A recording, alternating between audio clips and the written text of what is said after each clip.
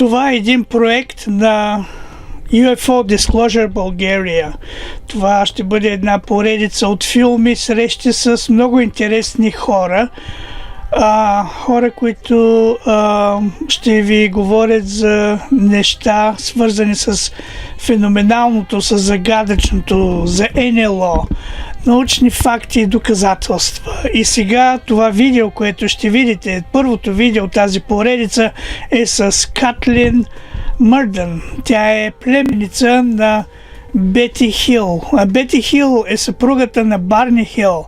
Семейство Бети и Барни Хил, които са били отвлечени, или това е първият известен случай на нас за отвличане от извънземни. Катлин, която ще видите в това видео, тя има много интересни разкази от нейните проучвания, свързани с НЛО, с паранормалното, с явления от други светове. Надявам се, че това видео ще ви бъде интересно. Моля ви за вашите коментари, след като видите видеото. Пожелавам ви приятно гледане. We are very happy to have you in UFO Disclosure Bulgaria. Can you introduce yourself with a few words? Yes, my name is Kathleen Marden, and I became involved in this field because Betty and Barney Hill were my aunt and uncle, and they were the first individuals in the United States whose investigation case was taken seriously.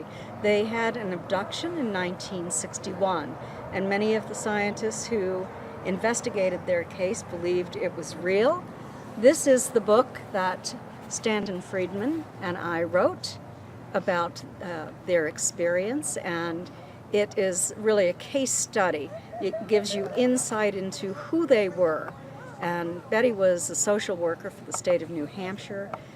Barney worked for the post office, but they were both actively involved in the civil rights movement.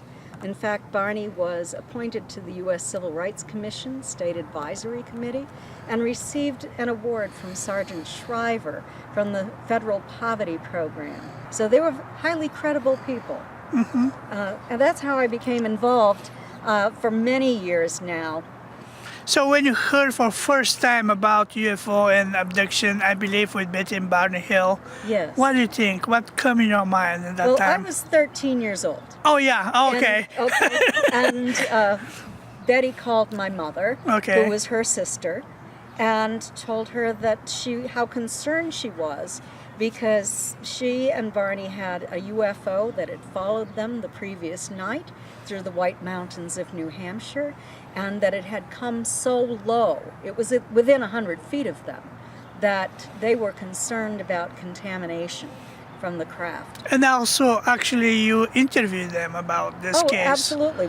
We were close, very close family. Uh-huh. And so within 2 days, my family drove the 20 miles to their house, and I saw some of the physical evidence, the shiny spots on the trunk of the car that were magnetized, the watches that no longer worked, although they were working fine. Did they stop on the time about when that happened, or? They stopped that night. They were working fine at a little after 10 o'clock when they checked their watches and rewound them. When they arrived home 3 hours late at 5 o'clock in the morning, their watches were not working, and they never ran again. There was a lot of evidence in the case. Mm-hmm. So that is how I became involved in this.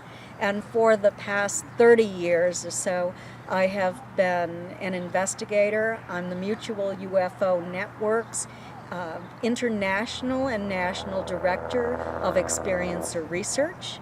I'm also involved in the Edgar Mitchell Foundation for research into extraterrestrial encounters. And we have both organizations have done comprehensive studies on experiencers. So that is what I really specialize in, is working with experiencers to find commonalities, to identify information. And I also have a 15-member experiencer research team who work with experiencers on a daily basis. And basically what they do is non-judgmental listening, which is so important. They also make referrals. If people are having difficulty, they need to see a therapist, then they can make referrals to a therapist. That sort of thing. When I was in Peru last year, one gentleman told me that he said, "Do you believe that 1% of the population of this planet was abducted?" And most of them, they don't know that happened. What do you think? Well, based upon the statistics from a study that Bud Hopkins and David Jacobs and Dr. Don Donderi were involved in, that's quite possible. There are many, many people coming forward now who are in their 50s and in their 60s who had these abductions, who have these memories, who are ready to talk about it now and are looking for other experiencers that they can share their experiences with.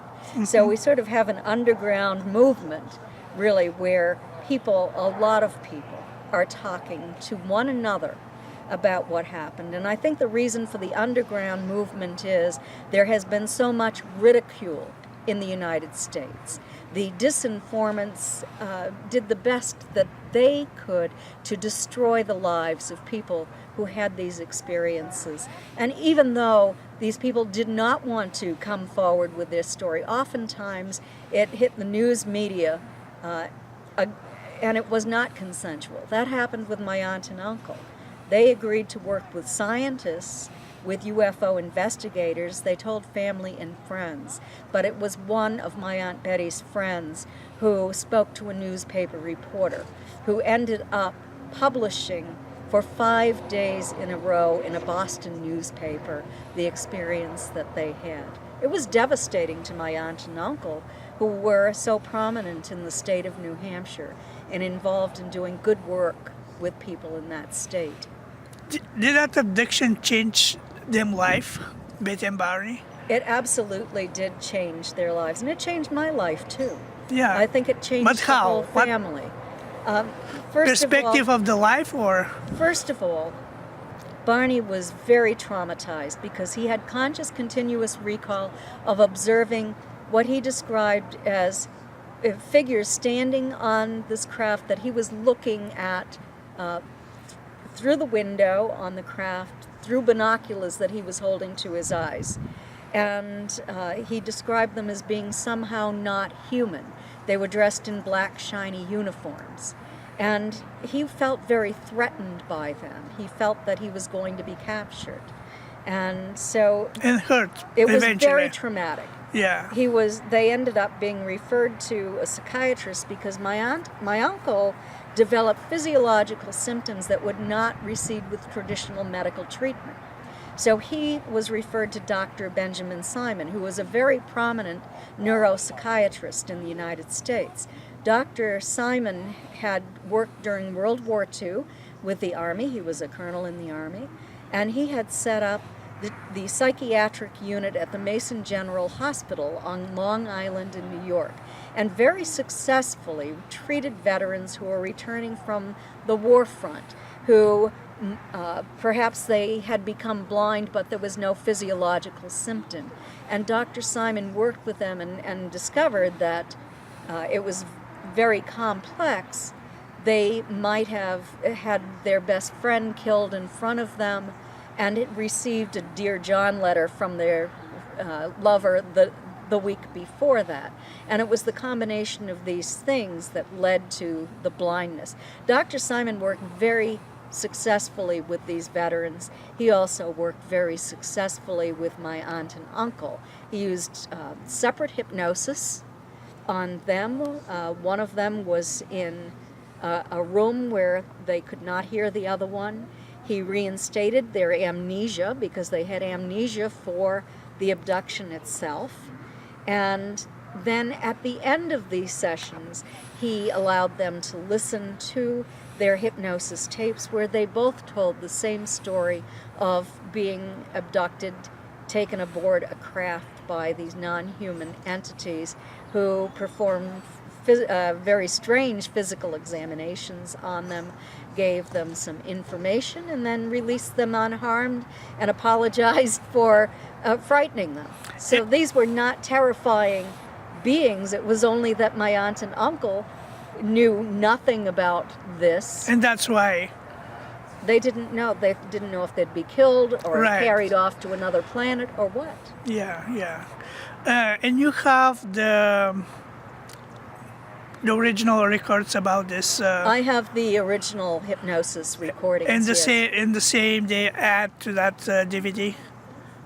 Yes, that In the in their DVD. own words is the Yeah, DVD in the- that I made. Yes. Yeah, that will be fantastic. We have that DVD, Yeah. fortunately, so we can going to enjoy. You're an expert about abductions. Can you Yes. tell us, is this kind of hysteria in the last years for all these abductions, or they really happen and people is scared to death with that? It varies across the population. There are wannabes who are people who really want to have this kind of relationship with benevolent space brothers and sisters. Oftentimes they will try to call them in. I've worked on cases where they called in the wrong kind. They thought they were going to sit down and have a nice conversation with the beings on this craft, and they ended up being abducted and they couldn't stop it. And it became very bad for them. There are others who have had very positive relationships with these people. And I have investigated some of these cases too, and I have felt the presence of these non-humans. I could feel the electrical tingling through my body. As they came, I couldn't see them. During these interviews with them? Yes, yes. And so that was proof to me that it actually was happening. I actually had one that I agreed to speak with, who I did speak with telepathically. So that was sort of an experiment. I'm an experimenter. Yeah, yeah. And I just want to know if it's real. I don't want to just take somebody's word for it. And so I've done that. I found out that it was real in those cases. I've investigated many cases of Can you say how abduction. many numbers if you just... Well, I can say I've probably talked to more than 1,000. 1,000? More than More than 1,000? over the past 30 years. Yeah, and all these cases, they're real? Not all of them. I've exposed hoaxes too. Oh, okay. No, they're not all real. Okay. But a lot of them are, and there is evidence, and I've been able to use equipment to record very strong electrical fields. I have a tri-field meter. Okay. And so I can measure magnetic, electromagnetic, and electrical fields, plus radio microwave, the ambient environment. Uh-huh. And then I have the experiencer stand 12 feet away. And then they walk toward it. And at about 10 feet, I get a reading of 1,000 volts per meter. Wow. 1,000 volts? Yes. I've had readings that high, and I've used control subjects, and it doesn't happen in the same house on the same day. So I think that is significant. It is. I don't know what it means, why that electrical field is there, unless it's an electromagnetic field that comes from being on the craft or near these beings, where there is a strong electromagnetic field. Mm-hmm. It's a mystery to me, and that's why I need scientists. I'm a social scientist.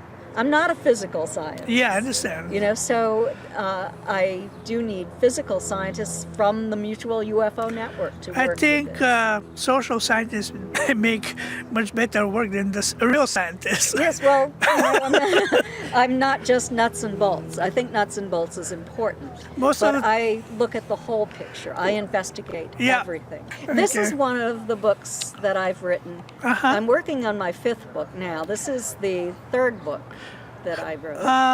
How we can find out this book in the market? It is available in multiple formats from Amazon, Yeah. Amazon.com, and Yeah. Barnes & Noble. Uh-huh. And Okay. So that would be the best way, I guess. This is some very significant cases of alien abduction that I've investigated. Denise Stoner is my co-author. She is also my assistant on the MUFON's Experiencer Research Team. And she is a long-time researcher as well as being an experiencer. She had a very significant contact in 1982. She also has a lifelong history of contact. And there's another major case from the state of New Hampshire, and also 4 other cases that I've investigated that I thought were significant enough to put in. Which of all these cases was more attractive for you, or you was more excited from all these cases you research? Well, I have to tell you, Maybe a lot. the best case I have ever worked on is the Betty and Barney. No, I have one. Betty and Barney is sort of boring to me because it was the beginning. Okay. But I've worked on a case in Texas. This was a commercial pilot who owned an airport. And it's going to be in my new book that's going to be published in July, The Experiencer's Handbook. This is a pilot who lived at the airport, and one night he heard activity out on the field, and so he went out to investigate what was going on. And there were a group of people out there who were looking at a UFO.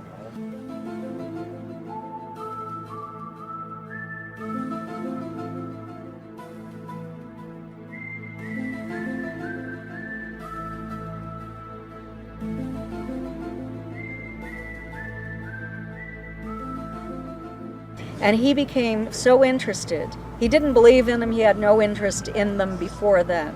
This was in 2010. He became so interested in it, he used very powerful laser lights to attract them.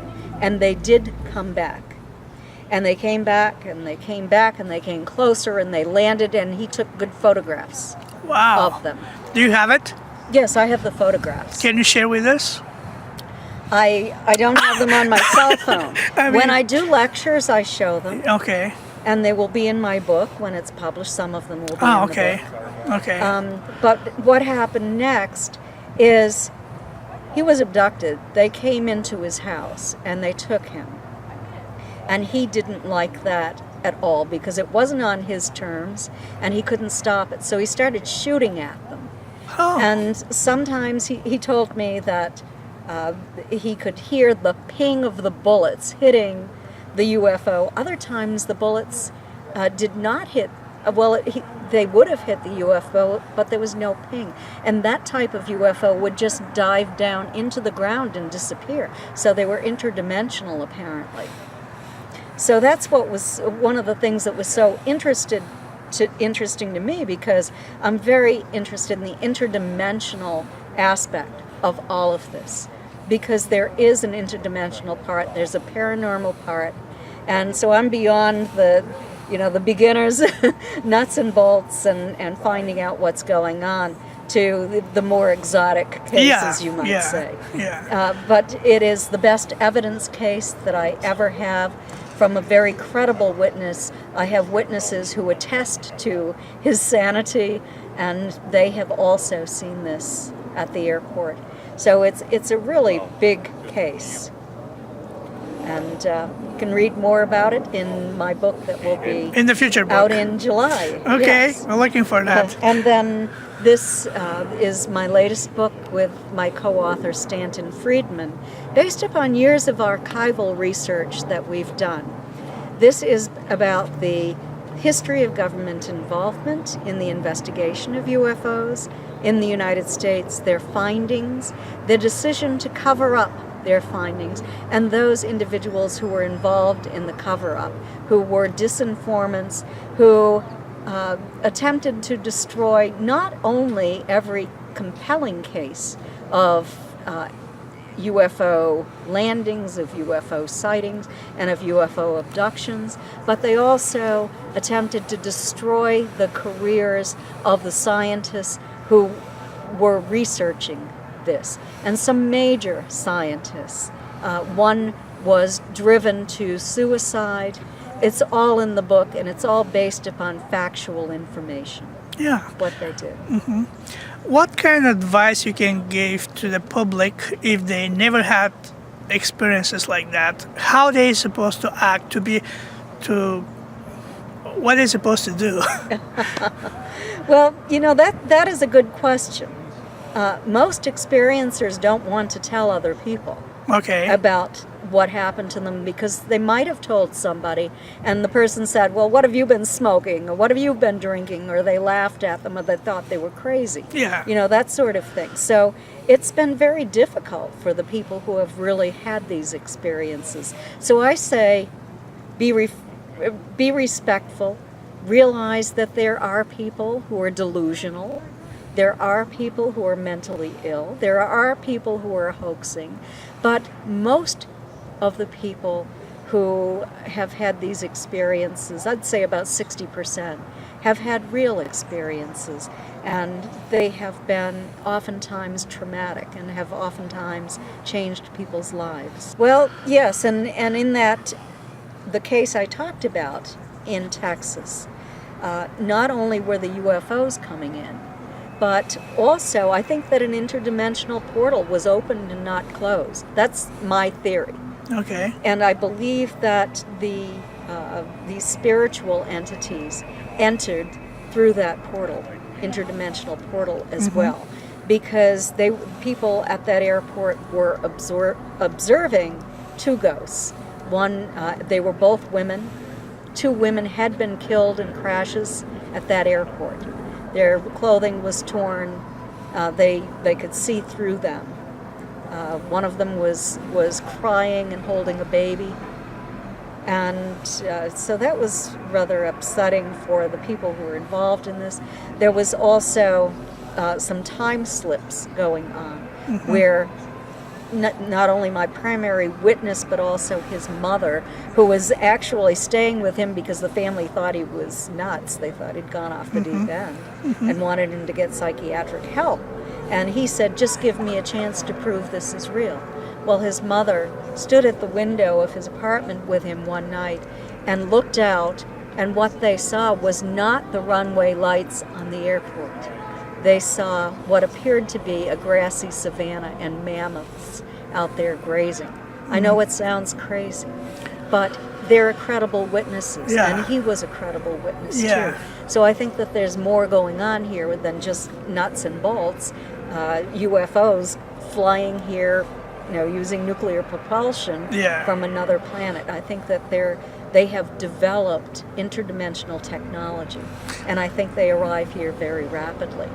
And they can be seen, they can become three-dimensional, they can leave physical evidence, they can be photographed, but then they can become interdimensional and not be seen as well. So they don't have a physical bodies, or? They can become physical. Okay. They come into our dimensional reality. Yeah. Okay. Are you familiar with the poltergeist? Poltergeist activity, yes. Yeah. Do you think is this activity of the visitors, or they happening because of the psychic ability of the humans? That is a very good question. And in my 2012 commonality study with Denise Stoner, we had a 50-person group. There were 50 experiencers who participated in the study. We had a 25-person control group. We asked them if they had experienced paranormal activity in their homes, and 88% of the experiencers said that they had. And it was much lower among the control group. Free asked that question, and in my MUFON study, we also asked that question. And it's up to between 60 and 70% of experiencers are having that kind of thing, either poltergeist activity or light orbs that appear to be under intelligent control that float around their houses, and they see these. I've seen them. Yeah. And do you have? I mean, can you confirm or which make that poltergeist to What act? makes it? Yeah, what makes I it? don't know. I don't know if it's coming from the human psyche, if Okay. it's coming from that electrical field around that human after they have had an abduction experience. Okay. That could possibly be what it is. I can offer hypotheses, but I don't have Yeah. firm evidence about what is actually causing it. So, all these people who are going to watch that video, do they need to be scared for something unusual if they became a witness of something unusual, or they need to be relaxed and accept it? Well, that's a good question too, because as relaxed as people try to be, it does have a profound effect upon your psyche to see this sort of thing that is, even though you might know that it exists, that has been seen by many people, when you have your own personal experience, it can be transformation.